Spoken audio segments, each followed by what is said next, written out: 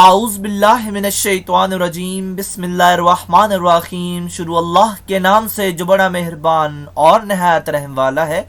उम्मीद आप लोग खैरियत से होंगे और इस वीडियो में इंजीनियर फैसल आपसे मुखातिब है।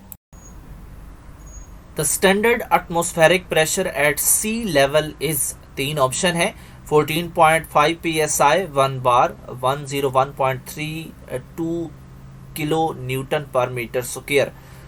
सो हमारा जो स्टैंडर्ड एटमॉस्फेरिक प्रेशर है वो है 14.7 और इसको अगर हम कन्वर्ट करें तो वो 101.32 kilo newton per metre square में कन्वर्ट हो सकता है। सो यहाँ पे 14.5 है जबकि 14.7 होना चाहिए, 1 बार भी नहीं है। सो हमारा ऑप्शन है 101.32 और ये दर हकीकत 4.7 psi ही है। सो हमारा ऑप्शन है 3।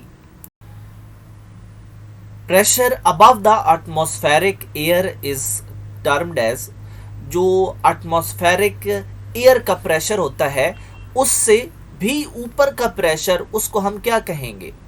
ठीक है, तीन ऑप्शन है, उसको हम क्या एटमॉस्फेरिक प्रेशर कहेंगे, क्योंकि एटमॉस्फेरिक एयर का जो प्रेशर है वो तो एटमॉस्फेरिक प्रेशर ही होगा, लेकिन स्टार्ट में वो कह रहे हैं अबव। ठीक है, तो अबव जो है वो गेज प्रेशर में आता है। अगर आप इस डायग्राम को देखें तो गेज जो प्रेशर है इसका रेफरेंस पॉइंट यानी ये स्टार्ट ही एटमॉस्फेरिक प्रेशर से हो रहा है और ऊपर जा रहा है, तो अबव इसमें शामिल है, यानी एटमॉस्फेरिक प्रेशर से अबव प्रेशर को हम गेज प्रेशर कहते हैं। ये फाइनल प्रेशर नहीं है और क्योंकि इसकी कोई कंडीशन भी नहीं है कि हमारा एक पॉइंट पे इतना प्रेशर था तो फाइनल पॉइंट पे हमारा इतना प्रेशर है। फाइनल प्रेशर हम किसी दो पॉइंट्स के दरमियान तो ये प्रेशर नहीं है, सो इसको हम किसी तरह से भी फाइनल प्रेशर भी कंसिडर नहीं करेंगे। और एटमॉस्फेरिक प्रेशर ये इसलिए नहीं है क्योंकि वो खुद कह रहा है कि इससे अबव का प्रेशर बताओ, तो अबव जो है वो गेज में जो है वो कंसिडर किया जाता है, तो ये गेज प्रेशर है। Pressure exerted by gas in a closed वाल, तो इसके तीन ऑप्शन है, क्या ये गेज प्रेशर होगा या बैरोमीट्रिक प्रेशर होगा या एब्सोल्यूट प्रेशर होगा।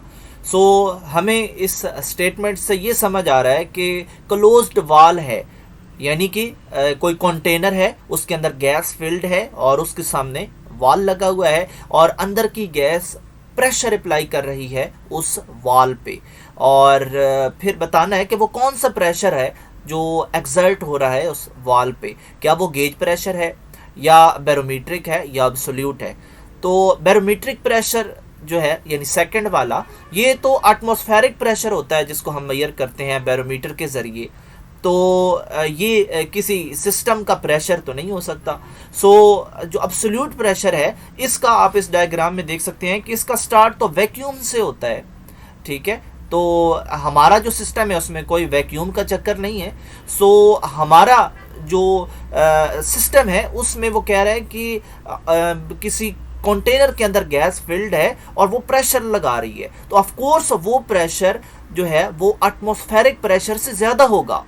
ठीक है, तो इसलिए जो गेज प्रेशर है इसका स्टार्ट ही एटमॉस्फेरिक से होता है और फिर ऊपर जाता है, यानी एटमॉस्फेरिक प्रेशर से ज़्यादा प्रेशर है उस कंटेनर के अंदर गैस जो मौजूद है उसका, तो फिर ये गेज प्रेशर में आएगा क्योंकि अबव एटमॉस्फेरिक प्रेशर है। सो हमारा ऑप्शन है 1। Pressure exerted by the atmosphere, जो प्रेशर एटमॉस्फेयर लगाता है उसको हम एक इंस्ट्रूमेंट बैरोमीटर के ज़रिए मालूम करते हैं। सो जो ये प्रेशर होगा एटमॉस्फेयर का, ये बैरोमीट्रिक प्रेशर होगा क्योंकि इसी के ज़रिए हम उसको मेजर करते हैं। और इसके अलावा ये गेज प्रेशर नहीं है क्योंकि गेज प्रेशर जो है वो एटमॉस्फेरिक प्रेशर से ऊपर का प्रेशर होता है, और एब्सोल्यूट प्रेशर भी नहीं है क्योंकि वो स्टार्ट लेता है वैक्यूम से। सो यहाँ पे वैक्यूम का भी कोई चक्कर नहीं है और एटमॉस्फेरिक प्रेशर से ज़्यादा प्रेशर भी नहीं है। सो सेंटर में है जो वो बैरोमीट्रिक प्रेशर है, क्योंकि इसी के ज़रिए हम एटमॉस्फेरिक प्रेशर मैयर करते हैं। तो जब भी एटमॉस्फेयर का जिक्र आए आपने समझ जाना है कि ये बैरोमीट्रिक प्रेशर ही है, क्योंकि उसी के ज़रिए हम इसको मैयर करते हैं।